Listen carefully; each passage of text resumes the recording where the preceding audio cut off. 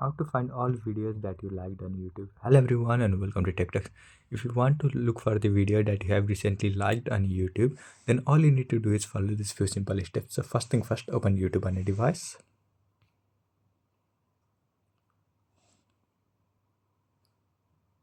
So once you open it, on bottom right hand side of your screen, you will find a profile icon. So tap on it.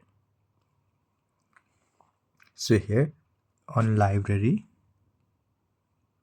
So in this section on library, here you can see liked videos. So if you tap on it, so here you will find the list of all videos that you have liked on YouTube. So if you scroll down, you will find more and more. So these are all the videos that you have liked on YouTube.